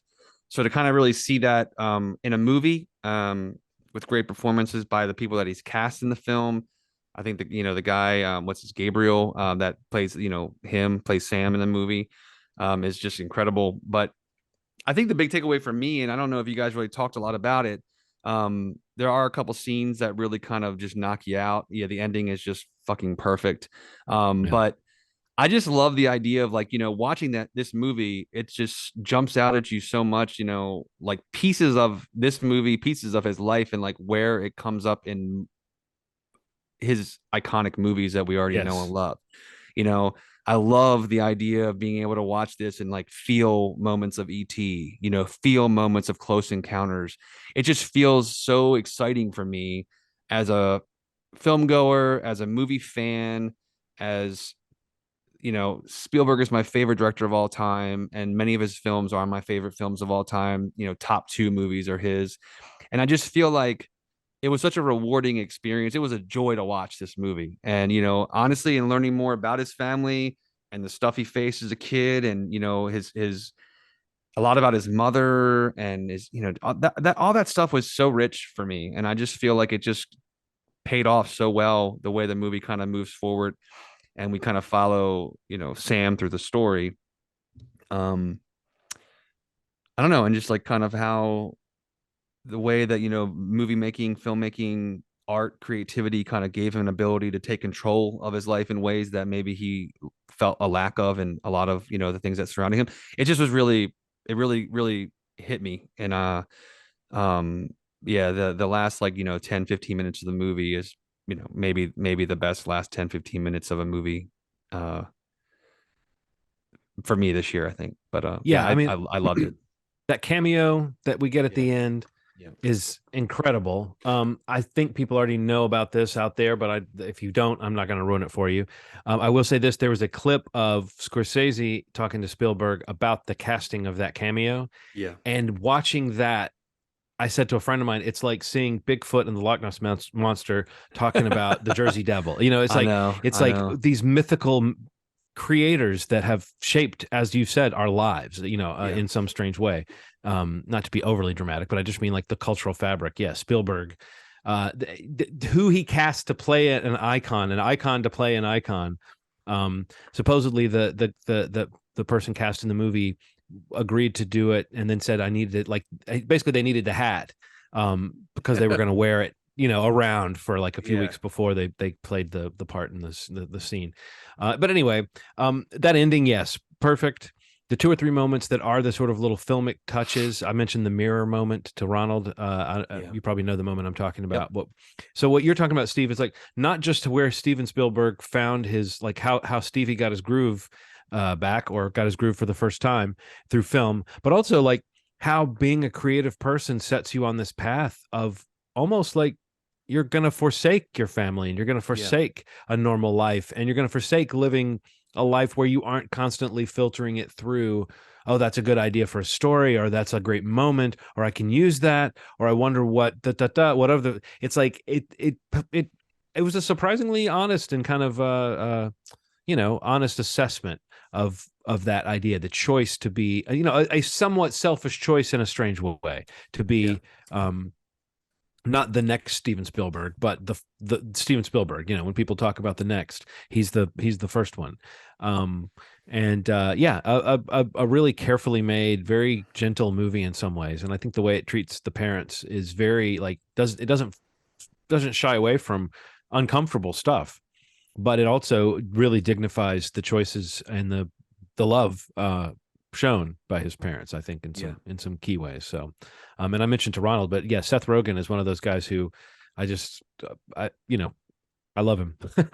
And I thought he was unexpectedly great in this, except I might expect it, but I just mean it was fun to see him play a character where I actually heard that they said, tone it down, like don't be as funny as you are. Like, you can't be as funny and charming as Seth Rogen. You have to be a slightly more dull version of a funny, charming guy for this character to work. Because he's the improv master of like making a character really pop. So anyway, The Fablemans. You liked this movie, right, Ronald? It wasn't Oh, on I your list, loved but it. I I remember loved you it. enjoyed it. Yeah. The only reason it didn't make my list is because I forgot, just because of the sheer volume of movies. I really did. Like, this would have been somewhere, if not 11, then like 10 for Yeah. sure. But yeah, it was incredible, man. All right. So my number four, what is my number? My number four was Ronald's number 10, and that's the Batman. Um, That was my 19, as you may remember. So yeah, yes, we can talk yeah. about the Batman. I don't know. Like, in a time when DC, they had a huge hit with Joker, and it's its own thing, and Matt Reeves comes along, and for all the story and history around this movie coming to be, um, it just was a long road to get there, but I just felt like it was such a success and it paid off in so many ways. It's people start talking when it starts, screening for certain groups or certain critics or trade, whatever, like the comparisons to things like Seven. I mean, even the trailer felt like Seven. Yeah. But that kind of vibe around the film was just so interesting to me. And we all discussed this, but just that vibe and that kind of tone, the way that Gotham looked and felt, I think was probably one of the better realized versions of Gotham that we really have gotten so far in any of the modern Batman movies, to be honest. Yeah, Gotham's like a cursed place, or like Yeah, a kind of a scary place. And I do think that, having just read a bunch yeah, of graphic novels with my son around that time, that were like the key graphic novels that went into making that movie, we both had that feeling of like, just that, like, if nothing else, this movie really nailed that idea that Gotham. I mean, it's a cliche to say the city is a character, but character. Yeah, Gotham City really is kind of a character, and it is really kind of the character that Batman interacts with the most, in a sense. It's right. about his relationship with Gotham, and I think this movie did a good job of saying, like, if you're asking why are we doing another Batman, it wasn't Yeah. just to make it darker, which I didn't necessarily think this movie was darker in some ways, but it was also more comic booky in the ways that we're talking about it, creating this kind Yeah, of world of Gotham. And the reasons given and the version of Batman we get in this, I thought Robert Pattinson was great. It was great. yeah, he's great in it. Andy Serkis is great in it. I mean, uh, Zoe Colin Kravitz, Zoe Farrell? Kravitz was incredible. Zoe Kravitz, Colin Farrell, Paul Dano, like everybody's just turned up, man. Like I just felt like the whole movie just and honestly, like always talking about pacing and things like that. I felt like the movie was moving at a clip for me. Like I was in it, I was on it, Hmm. and I really enjoyed the mystery element of it and this detective story and kind of getting into that idea of Batman. Um, and the cinematography is just gorgeous. Greg Fraser shot this, and the score is great. Giacchino, it's just is one of these. When I'm looking at my list and I'm thinking about where whatever comic book IP is at any given time of the year, it's like I look at my list and I don't have a Marvel film anywhere in sight. But I have a DC movie directed by Matt Reeves with a Batman for the first time, and it's just like all this freshness to me. Yeah. I'm a little surprised, but maybe not. I don't know. I love Matt Reeves. I've pretty much loved everything he's made, Yeah, me too. and I think he's just one of those guys where I'm like, yeah, I'm in. I'm in if he's involved, and I like the idea of him being able to build this out a little bit and whatever they do with this Batman franchise, the Penguin series, if it still happens on HBO Max, Colin Farrell was just incredible. The whole that car sequence with the Penguin and Batman, oh my god, man, that scene like that's a standout. That's probably a top five of the year in terms of like my theatrical going experience this year, seeing that in Dolby and feeling the score, feeling the sound, the mix, the edit, like it just that car sequence when that fucking car lights up in the rain in the dark and Hmm. comes out. I mean, that's a goosebump moment for me this year for sure. Uh, and yeah, I don't know. The more I thought about it, I've rewatched it a couple times home since it was available. And I think there's a reason it's the most watched thing on HBO Max, and it's a huge hit. And um, yeah, the Batman for me, number four. Cool. My number 3 is Top Gun.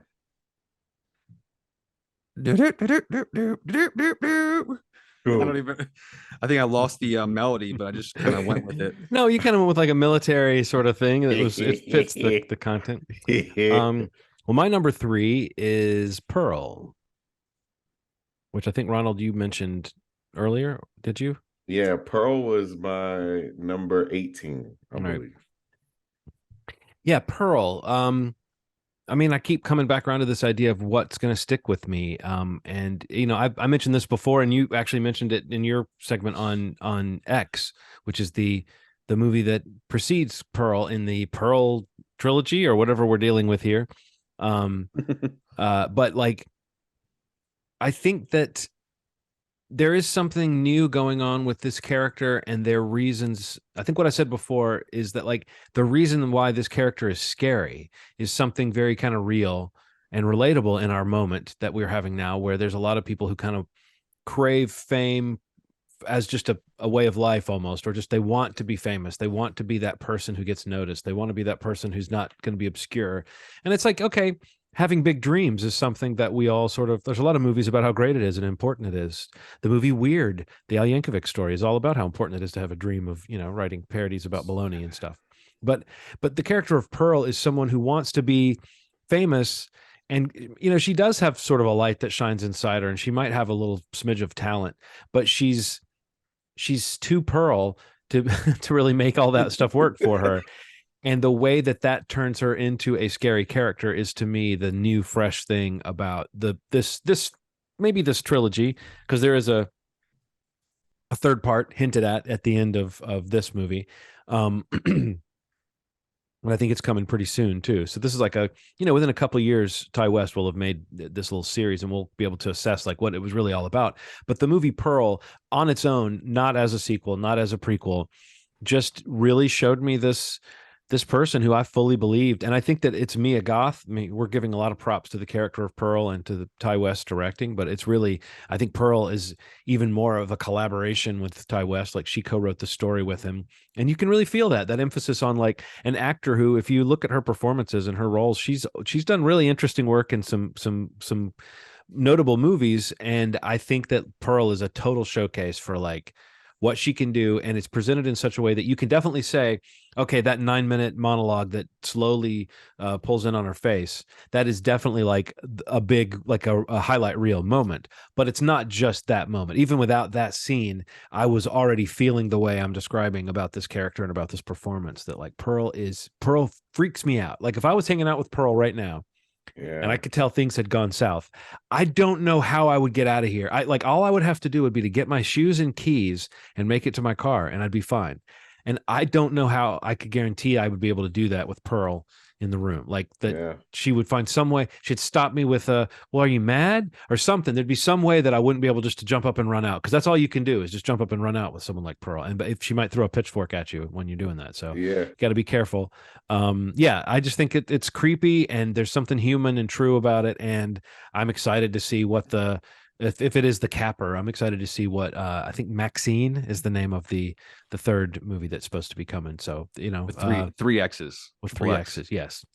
So staying with the porn thing, but if the first one was set in the 70s and this one flashes back to like the 20s, I guess, 20s or 30s, the next one is going to be the 80s. It seems to be the thing that we can expect. And also that's the thing that Ty West has proven he can do well, because House of the Devil feels like it was made in 1984 or something. So yeah, I'm really, I mean, I just think Pearl is one of those movies, you know, it's maybe not the most fun movie to sit down and think about rewatching, but I do think it has that kind of value of like knowing what happens is not really the story. It's really watching just all the different levels of nuts that Mia Goth can portray as this character. That's me. Oh, no, it's me. I was making sure John was done. So my number 3 is Nope. So we can finally talk about Nope. I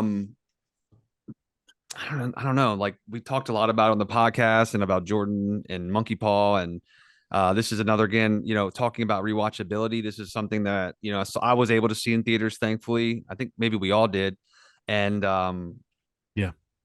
I don't know. It's just one that has stuck with me. I've rewatched it more times, And again, this is a filmmaker that is very intentional, very deliberate. In a rewatch, everything that is you're seeing on the screen, every character bit, every character dialogue, all the stuff that is being given, visually, with the dialogue, etc. It's so intentional, and I think that just is like something that Jordan Peele, I don't know. He's one of few that does it with the consistency. I mean, he's a brand of his own. There's only a few directors out there. If you say like, I'm going to go see the new Jordan Peele movie, I'm going to see the new, I don't know, Christopher Nolan movie, Spielberg, I don't even know, but not even Spielberg, because Tarantino. these movies don't make money. Yeah, Tarantino. I'm talking about movies that make money that people go see. There's only that you can count them on one hand probably still, and but Jordan Peele is no doubt one of them. And I think in some ways this is one. In some ways, it's his best film. In terms of some of the filmmaking, some of the cinematography. It's just scope wise. There's so much on the screen, and this idea that it's been talked about a lot about like this is like kind of his Jaws kind of movie. Just the way that is the tone and the pacing of it is managed, and the way it's shot. It's so incredibly impressive. And I don't know, again, rewatching it multiple times and kind of getting into the nuts and bolts of the making of it, it just continues to be that kind of thing that's like solidifying where it falls on my list as one of my favorite movies of the year. And yeah, man, just Nope's it's a gem. What I know we've all had it, so feel free to throw whatever else you want out. I mean, I know we talked about it a lot, but um, what else you guys want to add? Masterpiece. Yeah. There's a piece of dialogue that should not be a big moment in a movie that became a big moment. Didn't I tell you this motherfucker was going to come up here with a non-electrical camera? Let's go, boy. And a forehead And then slap. yeah, That's weird. it's so fun. Yeah, that he can create in a movie. It's like, I love the idea. I mean, you like this in Spielberg movies when a bunch of people come together and make something work. And typically, like, kids are always adorable and really fun to watch. But when you see adults do it with an enthusiasm, because it's like just a weird phenomenon. It's like, cutting off all this shit. By the way, there's some things in that movie that are stuck in my brain, like the cameras shutting down, or when they look in the field and the little men stuff. It's like, or the silver helmet of the TMZ guy. I know. yeah. It's like, it's And so, the reflection on it. the reflection on it. Yeah, it's shot so beautifully that, like, I'm never going to forget that stuff. I'm never going to forget the way that it felt, when he first goes. Yeah, it's just like, It's weird. it's a weird. It's weird and scary because you don't know, it doesn't fit a template, And Yeah. when you talk about those moments, like it's like the third act that you're talking about is when we get that, like, that you realize he's doing a Spielberg thing. Yeah. Yes. Like up to that, you don't really know what he's doing, and the mystery of the marketing, the mystery of the poster, the mystery of the name. You're involved in it. You're engaged with it from the first moment that starts with that crazy scene that it starts with. You're putting it together, and it's like, I think we talked about this, Ronald. People were overthinking the puzzle of this movie on a certain level, but there's also another nature where you do have to kind of give in and just like let it unfold in front of you, and you'll see the payoffs of things rather than like scrambling for what the answers are. There are these very emotional payoffs throughout this movie, and I think that's something, Jordan Peele is very smart about what he does. Yeah. Yeah, it's movie. Yes. It's up there, man. And I mentioned it, like the making of stuff. If you want to have your mind blown, seek out the video where they kind of break down how they shot day for night. Yes. And basically like all of the night scenes in the movie, are all shot during the day, like in production. and the way that they do that in post production, it's just mind blowing movie making magic. And like specifically that scene where like everything is coming down on the house without giving anything away. Yeah. Like there's a featurette where you can watch how they shot that in daylight, and it looks that incredible in the movie. It's just it's magic. I mean, it's movie making magic. Well, speaking too of that, just that the idea of the night sky, the other thing that this movie does is like it makes the big wide open spaces scary. Yeah. Where you're normally in a movie, you're using claustrophobia and small confined spaces to be scary. This goes the other direction, and it's very effective about this notion of like, I mean, the movie is about spectacle, but this whole idea of like, do you look becomes so much more important. But just that idea of looking up at the sky to try to figure out what's going on, like that actually is not just an image. The movie's actually about that. Do you look is, you know, what kind of power does spectacle have over you if it can make you stop and stare? And that's, you know, all it needs you to do. So no. And yeah, Stephen Yeun is also an underrated actor, I think, who's great in this. All right, Ronald, number two. Everything, Everywhere, All at Once. Bloop, bloop, bloop, bloop, bloop, bloop, bloop, bloop. Cool. Well, that's dope. Well, you just made me spoil what movie is my number one. So I'm gonna do a last minute switcheroony just so that I can still have the surprise of what my number one is. Because otherwise I would just be giving away that Everything Everywhere All at Once was my number one. So hold on a second. So you're changing your number one so that you don't have to spoil your number one? Well, because so I'm not revealing it now anyway by saying it comes later. This is the first of its kind. I've never seen this. But these two movies fought with each other at number one anyway. So all right. Okay. Oh, okay. Shish kebab. Okay. I can tell Steve doesn't like that. No. I'm just like, this was your list and you're changing it to not spoil it. You could have just made the noise and then, you know, I know, but what your number two was. But then you do the math. Go on. But then you do the okay. Yeah, but you're right. But the assumption would then be, what is he at a number 0? I guess I'll leave it at my number one, but I'll go ahead and say yes, this is my number one. We'll talk about it. We'll talk about it in a second, Ronald. Okay. And if you wonder what my number two is, this is a movie that the reason why it was not my number one when it came down to the battle between these two great movies was this movie ultimately left me feeling more bleak than the movie that ended up at my number one. But this is the great Banshees of Inisherin, which we want to talk about a guy who had a year, Colin Farrell, the great Colin Farrell, who people always talk about how great he is. But between this and After Yang and The Batman, and probably some other things I'm not thinking of, just like what else? After Yang, Batman. There was one more that they were talking about last night at the Golden Globes. There were 4 movies. Anyway, go ahead. I'm sorry. But anyway, yeah, Colin Farrell is great. And this is a very great version of him that we get in Banshees of Inisherin, a very sympathetic version. And Brendan Gleeson is also incredible and doing some. I mean, I don't know. These two guys have great chemistry, and it's a really interesting look at their chemistry. It's an interesting look at, like, you know, adult friendship and when it runs its course. It's a great look at, like, how cute donkeys are.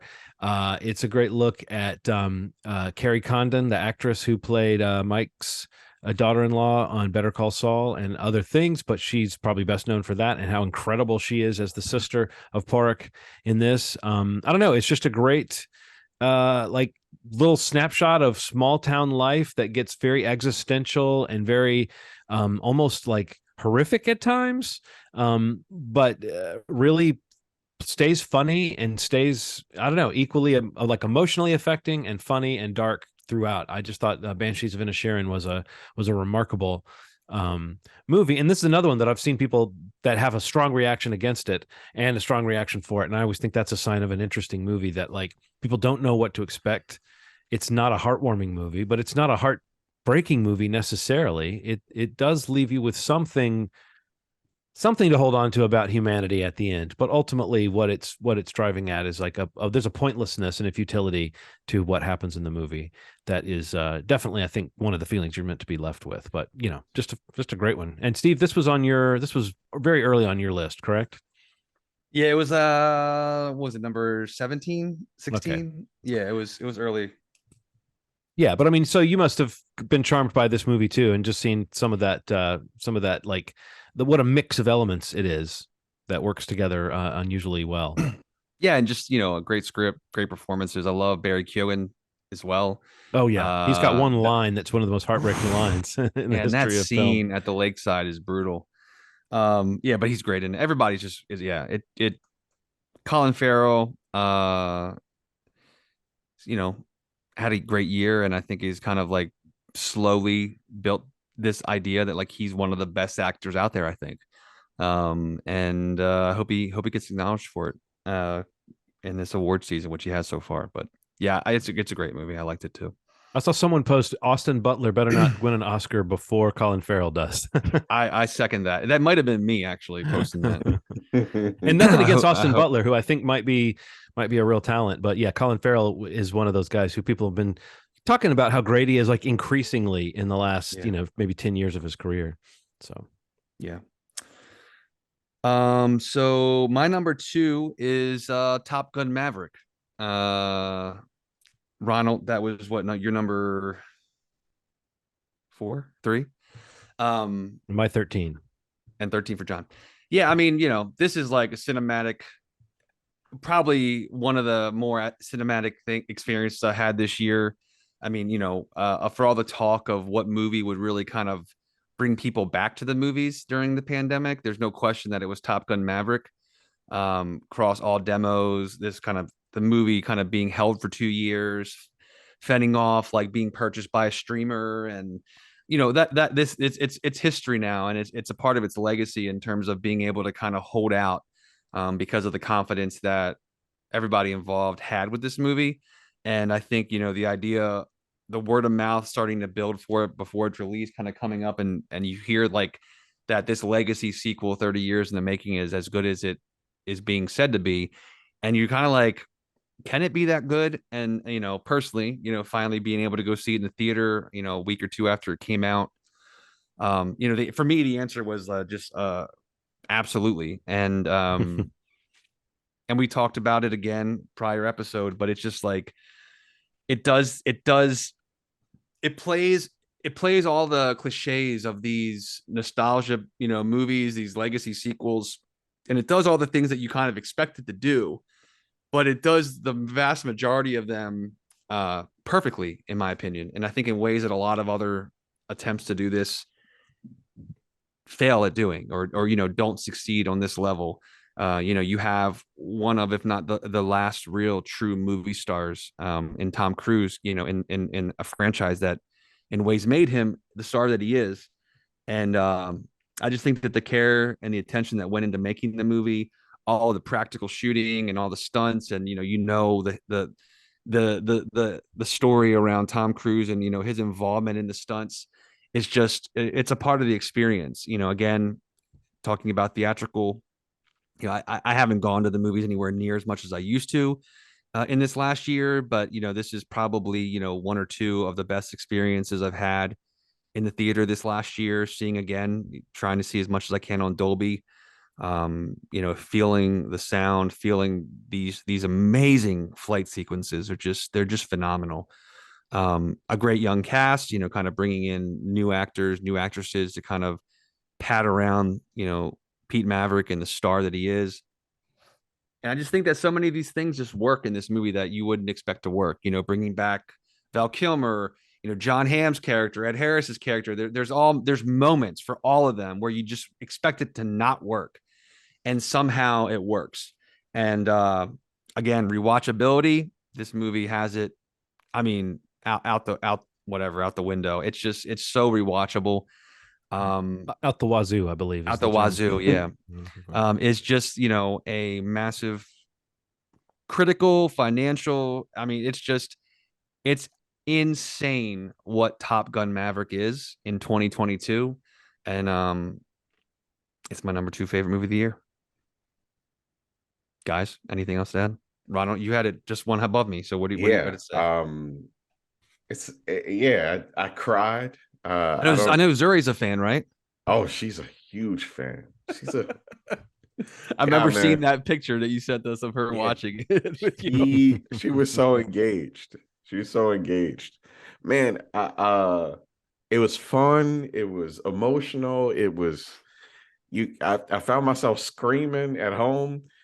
And I don't think I've ever aren't very many movies that I could bring home and I don't know how the theater experience was that like shattered my expectations for what it would sound like at home. Like I Yeah. was not mentally prepared because a lot of the times what will happen is like I have up firing speakers. So what'll happen is like the sound is kind of static. In Nope and Top Gun are one of those movies we can literally feel like something's moving around the room. That's just like an incredible effect. And Yeah. even did it on my sound bar as well when I tried it upstairs. It's like there's still something about the way that the sound design is done where you're like, man, what the hell is going on? I feel like I got Yeah. an engine in my room. Yeah. It's really cool. Acting was great. Just a fun movie. And it looks fucking gorgeous. Looks Yeah. gorgeous. Yeah. I mean, it was made for the moment. It was made for the kind of movie that it is. I mean, it is so down the middle of what it is, but like because of that Tom Cruise taking it up a notch aspect of him coming back to do this, he wasn't going to do it halfway. So that means they're going to do as much as they can to bring verisimilitude to these stunts, and the nature of just what the characters in this movie are doing is death defying. You know what I mean? So if you're going to try to bring as much reality to that as possible, it's like you're having to bring to bear so many filming techniques and so many, I don't know, so many things that have to be at the highest level for those stunts to come off, even if they weren't planning to do so much real flying and do so much, amazing stuff. So yeah, like the kind of movie that was designed for this what's going to get people out to the theaters. It's going to be something easy to get your head around that is going to look good on a giant screen, and then the fact that what they're putting up there is, from a filmic standpoint, it's interesting. Even if you're not invested in the Top Gun characters, you probably are interested to see the kind of aerial photography that they pull off. So Right. Yeah. and I even said, even if you're in it to make fun of it, Tom Cruise riding a motorcycle up to a hangar at like golden hour is like so both what it is and a total satire. You know what I mean? It's like it's all things at once. It's like that's like the nexus of Tom Cruise-ness is that moment. And so if it doesn't matter what kind of Tom Cruise watcher you are, that moment is exactly what you come to Top Gun Maverick to see. So I think that's kind of what you're saying, Steve. There's like just a few performers who are at that level where like you might just check it out just because they're the one doing it, and which makes me think about. I mean, I don't know if you guys are hot for. I guess we'll talk about this. What movies we're really looking forward to this year, but Mission Impossible. That thinking that we just were talking about has got me so excited for what I'm going to see in that movie. Which is a little bit more my lane when it comes to the espionage stuff over the kind of military stuff. But I was dazzled by Top Gun Maverick as well. Yeah. All right, Ronald, does this mean it's your number one? Yeah, man. What's I'm curious. Now, here's the thing, man. Like my number two. Is this my number two? Oh yeah, I couldn't because it got. Yeah, you gotta wait. We're gonna have to wait and see what happens. Nobody knows what my pick is. My number one. I know you guys are gonna figure this shit out. Park Chan-wook made a movie that is working on a level that I just have never seen in a movie. I mean, I'm a big fan of Old Boy. I'm a big fan of Lady Vengeance. I'm a big fan of Handmaiden, but Decision to Leave. I'd say the gap is probably the biggest between my 2 and 1 because of this. It's a story about a cop that's kind of a beat cop that is a slash detective. A woman is accused of possibly murdering her husband, and from the moment that they meet eyes, a connection is created that lasts for maybe 20 years. And it follows that kind of through line of this relationship. It is strange, and it's a murder mystery. It's a crime thriller, and it takes every opportunity to do something cool for each thing that kind of happens. So like one of the primary points of communication between them is text. And I've never seen text be so exciting, because there's two different languages. And because of it, there's some literal translations sometimes that go through text that kind of play into how the story plays. It's smart. It's fucking shot. Like, he's trying every sort of optical illusion and fisheye, and it's like he watched all of the movies for the past 150 years, and he's like, I'm gonna try 20 of these techniques during the course of this movie, and it's really to show the growth that happens, the changes in scenery, the locations of some of the things that happens. So there's a scene that starts. So the gentleman that dies falls off a mountain. It starts from the conversation they're having, aims down the camera, and goes into the body bag of the killed man. It's just like seamless, and it just stuff like that. The whole movie, just like transitional camera things. On top of that, the acting between the two main actors is just. It's a love story. It's a crime mystery, and its resolution is fucking heartbreaking. It's not clean. It's not simple, and it really forces you to figure out, who you think is the villain in this movie, because there are a couple of villains. It depends on who, how you go about your life really determines how you view this movie in terms of villainy, and it's a cool ass movie, and I can't stress to you more how beautiful it is. And it's available on Mubi. Mubi is trying to do this thing where they're getting movies directly from festivals, which I think is really cool, and making them readily available in the highest quality that you can get it in, pretty much. So you can get a movie. You can rent it for, I think it's $5.99 right now. Mm-hmm. And I think I bought it. I actually bought it on iTunes. I bought it outright. I just needed to have it in my collection. And it's available in 4K and that, and 5.1 surround sound. It's a cool movie that just impressed me at every turn. I was not bored. I wasn't. It's pushing the envelope of what filmmaking can do. And I know that like in 2-3 years, some American director is going to steal some of these devices that he uses in this movie. It's that well done. Yeah, this movie would probably be on my list if I had like another hour, because I was about 2/3 through watching it when we started recording.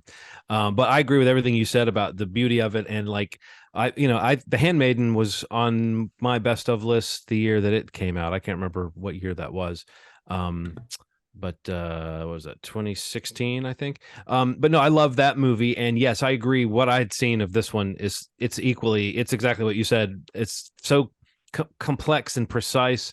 I don't think the script for this is the real shining element of it. I mean, I think the acting and the direction and everything about it takes what could be almost like a standard kind of drama / romance thriller and really turns it into something pretty amazing. So I mean, this is probably the ultimate one. If the question were what movie would have probably made your list if you were able to finish it, but I think Decision to Leave was, when you said it was just like, yes, it's incredible.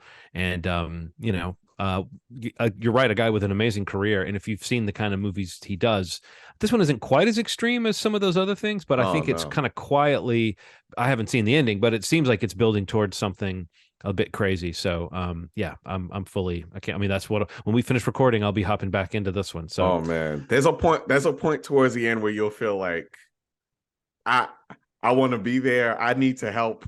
You Yeah. know what I mean? I need to help this person. It's just one of those things. Oh God. Yeah, let me know. Let me know what you think after you see the end. All right. Well, my number one film, guess what it is. Everyone out there, I want you to write it down. I want you to fold it up. I want you to. What?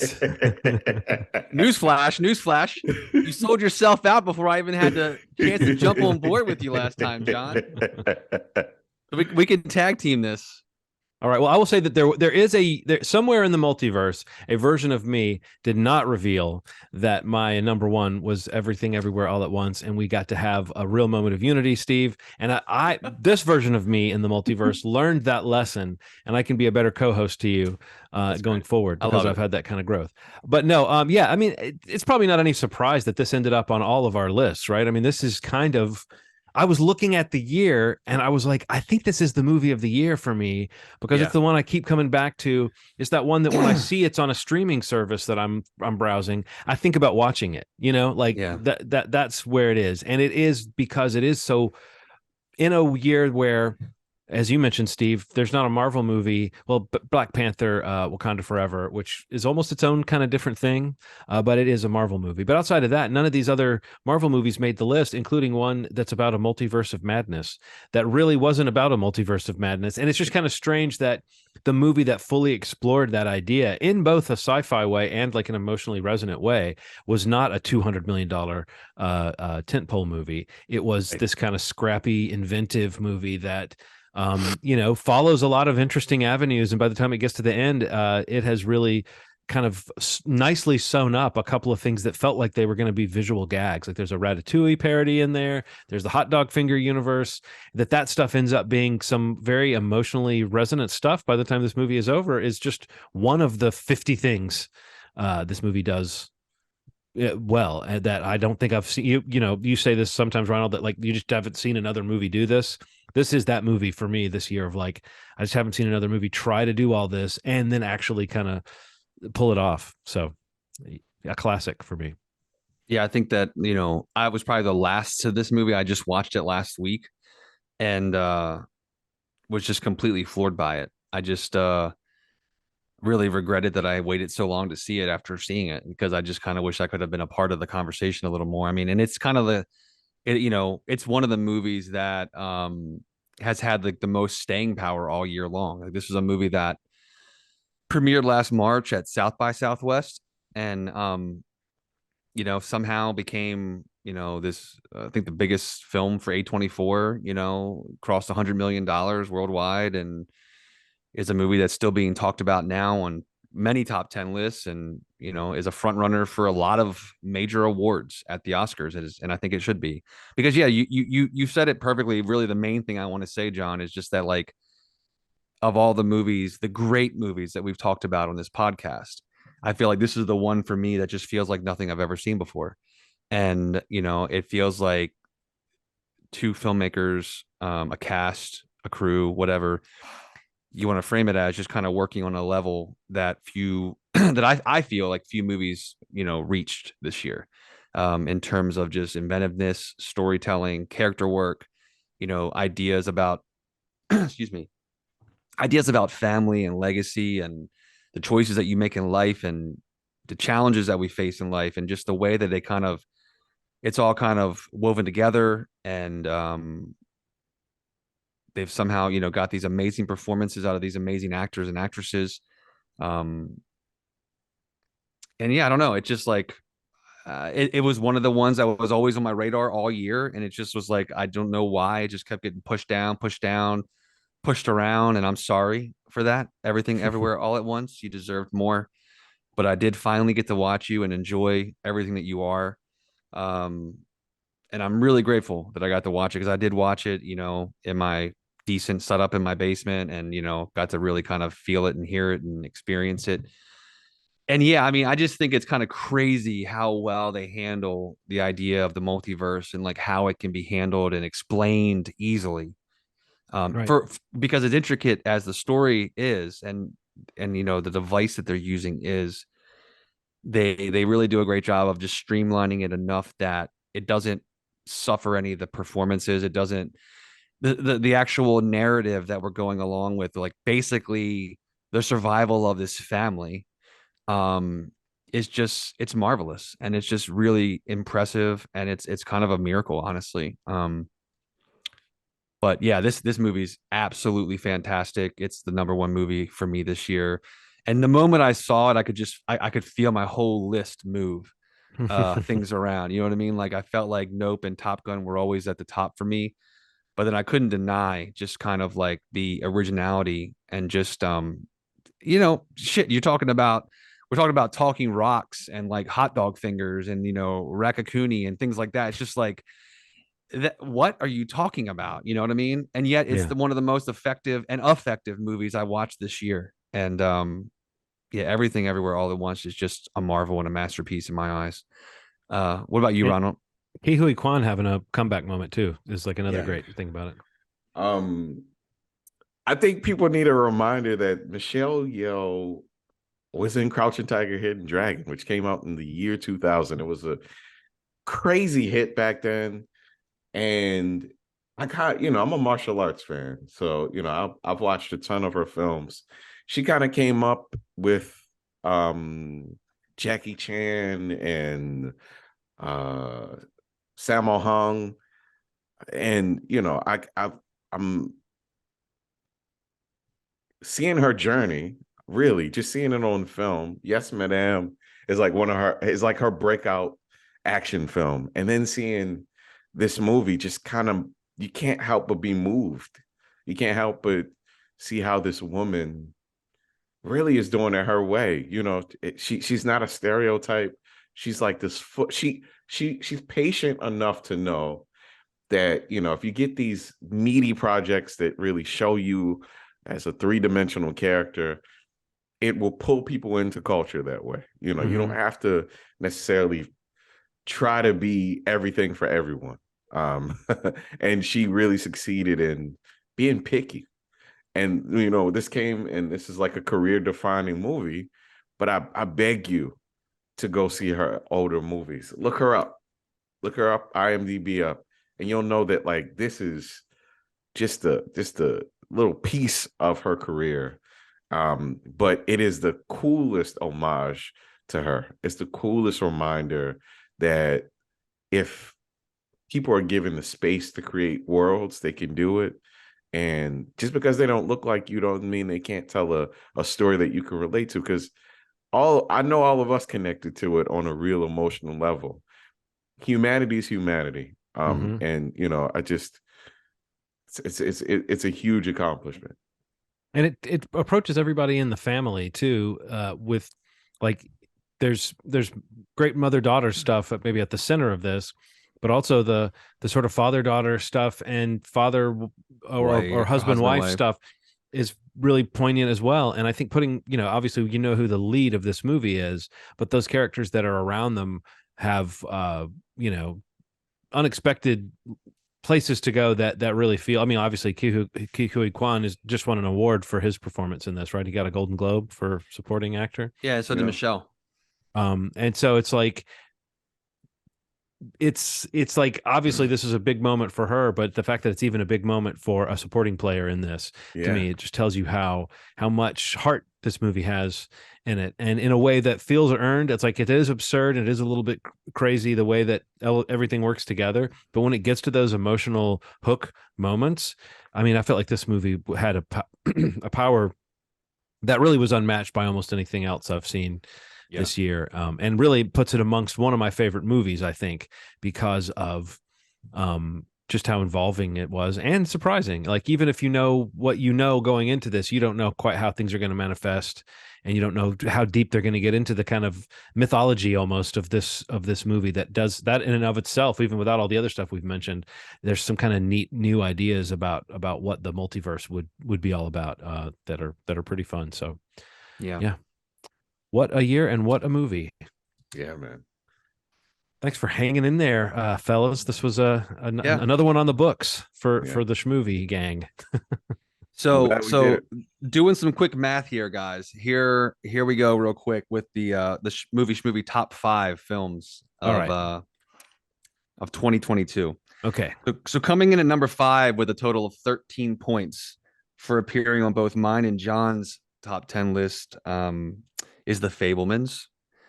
Number 4 is Barbarian with a total of 15 points on all 3 of our lists. Okay. Okay. Number 3 is Top Gun Maverick with 17 points, replacing So High on mine and Ronald's list.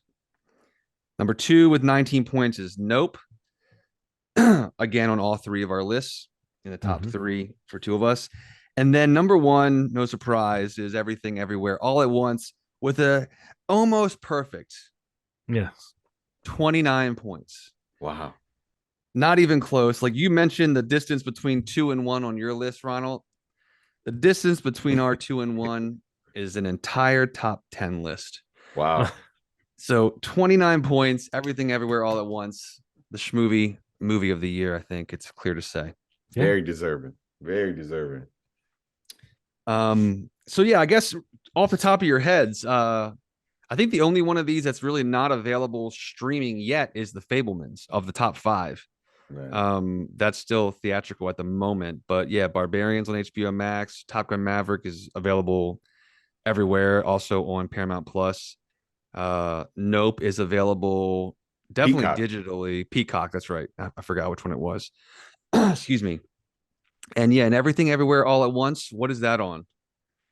I know it's digital. I rented it. I feel like I've seen it on. Where'd you see it on the streaming service? Or I feel like I see it on Amazon. I see it on. I feel like I see it on something else that I scroll past, but I can't remember. For purchase or rent. You mean? Yeah, I don't know who's hosting it. It just if it's available on like a streaming option. Let me see. What? Showtime? It's on Showtime? Showtime? It says streamable on Showtime. But that may be a purchase. I don't know. Maybe. It says Paramount Plus has it. Okay. So I don't know. Plus and it's definitely out there digitally. We should have confirmed that, but we have no way to know what our list was. But yeah, I'm seeing on the Just Watch app, at least for streaming, I see it's all options are through Showtime directly, or you can subscribe through Amazon Prime, Roku channel, and Paramount Plus is it's Showtime through Paramount Plus. You're right. I see that here too, but it's Showtime. Period. Is where it's available to stream, or you can buy it on any of the digital platforms. But I don't know what the ETA is on the Fablemans yet, but probably in the next few weeks. Or is it digital yet? I don't know. It is digital, but not streaming. Yeah, it's in that early at home thing that they're doing on some of the services. So yeah, that's cool. All the ones that we have in our top 5 and many of the other ones that we picked are at least in some way available for you to watch at home right now if you haven't caught any of these to this point. But that feels really right, I think, that list. Yeah. Sure. Seems pretty appropriate for this podcast. The other commonalities were the Batman with 8 points, Triangle of Sadness with 7, and Glass Onion with 9. Those just missed it. So those would be 6, 7, and 8. Dang. Those are also strong, not that you've seen Triangle of Sadness yet, but those are all strong movies as well that I think kind of fit that mold of schmovies. We can call them schmovies now. Movies. When they've reached this level, they've been exalted. Man, what a cool list. That's a great list, man. Yeah. Like looking at it, it's like we got everything represented. I feel like it's nice. All right, man, that was a lot of fun. I'm glad we got to do this again. Next week we'll be back with a regular old episode. Just as a reminder, we'll get to Ronald's pick for required viewing, which is going to be The Godfather, an obscure little movie. Yeah, The Godfather. A little small film. We're going to try to find it somewhere. So if you jumped in on this episode for a top 10 list and maybe you're new to the podcast, maybe if you're just kind of going through and finding people's favorite movies, come back next week and listen to that episode. It'll be a lot of fun, like most of our episodes are. And you can subscribe to movieshmovie.com. You can listen to podcast episodes right there on the site, or jump into whatever podcast platform you prefer to use and subscribe, review, rate the podcast. If you do that already, we'd appreciate it. And mentioned it a little earlier, but youtube.com. We have some videos up there as well if you prefer the video portion of the episode. YouTube.com/movie podcast is the direct link, and you can subscribe and hit the bell to get notifications about when new videos come out. They usually come out either the same day or the weekend that the podcasts come out. New episodes for the podcast come out every Friday. But here we go into 2023, guys. We'll have to get together and yeah, John, you mentioned it. Maybe do like a looking forward in the next couple episodes. Maybe we can have a little section or an episode itself dedicated to maybe picking a couple things we're most excited for this year. But yeah, it'll be interesting. Tons and tons of stuff coming out this year, guys. So much. We already know Ronald likes Megan M3 again. Yeah. Spoiler alert. It was about to make his list, guys. I mean, like, I know. I really thought it came out last year. Well, we're at that 1 week where you could have that confusion. I honestly like weird crossover. Yeah. Now, if I start saying that again, something's wrong with me. But yeah, for real. I was like, did it come out last? I thought Godfather, that came out this year, right? Oh man, yeah. Maybe Megan will make your list next year. Come back a year from now, and we'll find out for Ronald. Yeah. The way this slate is, it's getting blown out, man. Yeah, it's got no chance, right? Yeah. That'll be a very sad comment on the year that we have ahead of us if somehow Megan is actually still like, true. No, it went up. It's my number one. Yeah, Ronald's like, no, that thing is climbing on a weekly basis. I've watched it 17 times. Move aside decision to leave, Megan. Right. Not only did it move up, I moved it to the year prior. Yeah. So it could be everything, everywhere, all at once. There you go. Yeah, That's a nice bring it around. Man, good times. Good seeing you guys. Thanks as always. You've made our day. Bye.